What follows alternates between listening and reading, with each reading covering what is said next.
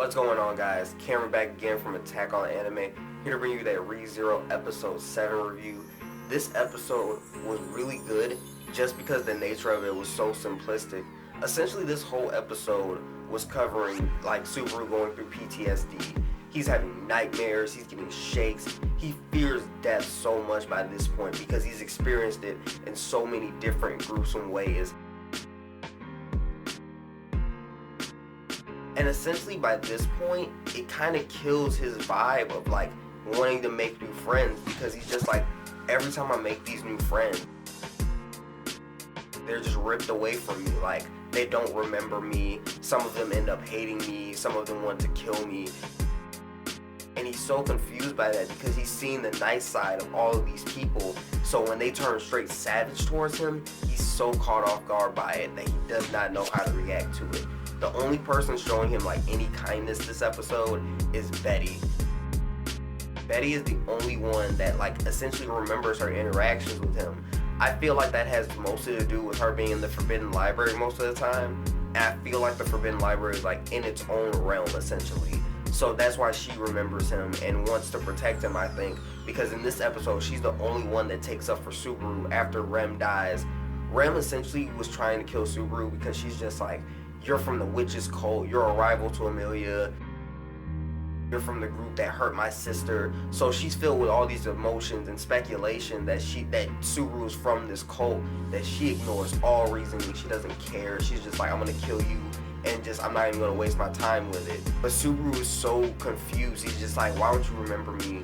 Why do you hate me? Why are you trying to kill me? Why can't you remember back on the good times? And Rem is just like, I have no idea what you're talking about, and kills him.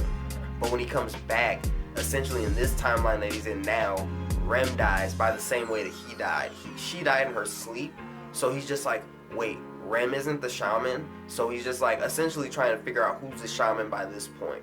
But after he comes back, and he wants to tell Amelia about his power so he can have someone that can relate to him, or at least somewhat understand what he's going through.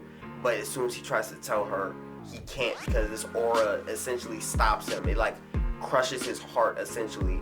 I think that was essentially a threat. And I'm feeling that his power is coming from the jealous witch Satella, because essentially Betty says, I smell the witch on you, and I feel like that's another reason Rem was so convinced that he was from the witch's cult. So instead of like owning up to something and trying to like give them some sort of information, he's so scared by death and this aura that threatened him earlier that he just runs away. He's essentially just ready to just leave and never return to them again. He's just like, I don't know what I'm gonna do in this world, but I can't get them any more involved because they already hate me so much. And every time I try to fix it, I either make it worse or I just end up in the same spot. Up until the very end, he's afraid of death. And I love that confrontation where Ram catches up to him and he's essentially not even showing any malice towards her. He's just like, I love you guys. Like, you guys are all my friends, and you just reminded me of that. And he gets that courage to go out and take that jump. I know a lot of us, even if you know you're not gonna die, you're still gonna look at that jump and be like, man, that's a high jump on some sharp rocks. I'm not about to do that. So we would have reacted the same way Subaru would have reacted too. But he gets that newfound courage, that newfound to just go out there and push forward and fix everything and make these guys his friends, get the girl in the end, and save everybody. So like I said, this episode was really simplistic, but I love that about this episode because it gives you a chance to take your characters that you've met up until this point and make them even more impactful, give you a more better story to push it forward more. Even though we keep going back to the same part, each time you learn different things about these characters and you learn different sides of these characters, and you can see that each character has a good and evil side to them. So I can't wait for the next episode. This anime is getting better and better. It's getting more gruesome, more graphic, and getting really deep into just how the human mind works. Because we all need attachment. We all need friendships. And in a world where Subaru is getting those attachments and friendships, but they're all being ripped away from him, and he has to quickly like adapt to whatever timeline he's in and whatever situation is coming at him, it can take a toll on the mind like we saw in this episode.